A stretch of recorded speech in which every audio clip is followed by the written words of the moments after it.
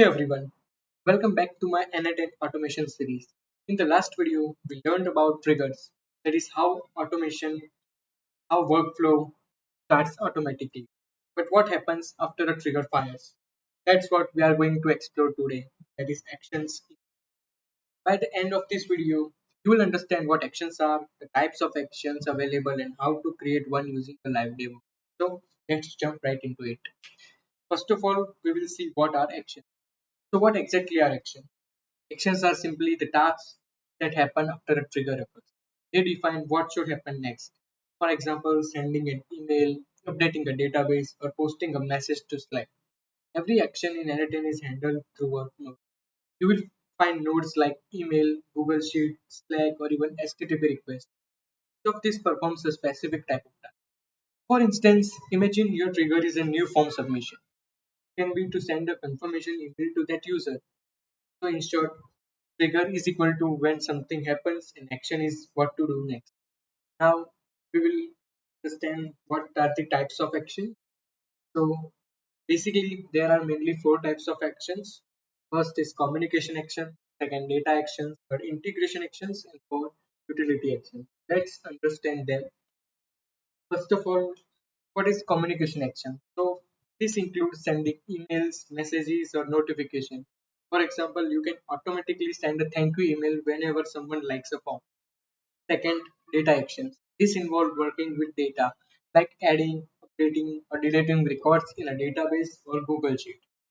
Third is integration action. This connect different apps or platforms and transfer data between them, like sending leads from Google Forms to a table.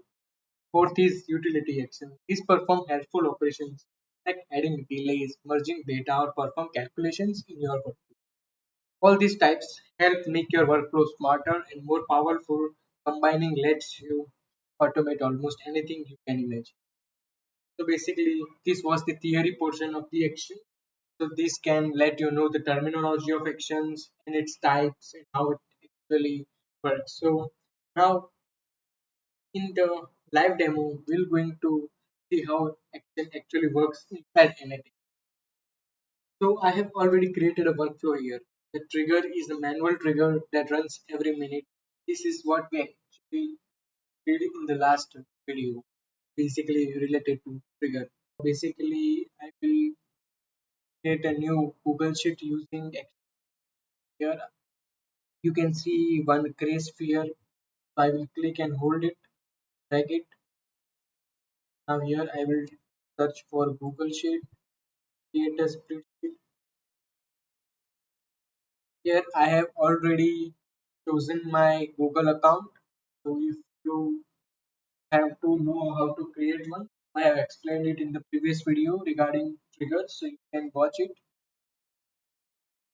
Now I will add a title. Okay. Now here there is currently a sheet exists, so I have to add one. For that, I have to the title.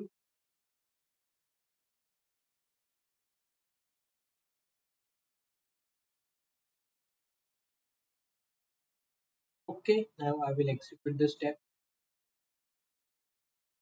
and successfully. Now I will pass to the workflow here. That also is successful. Copy this URL, will paste it, browser tab.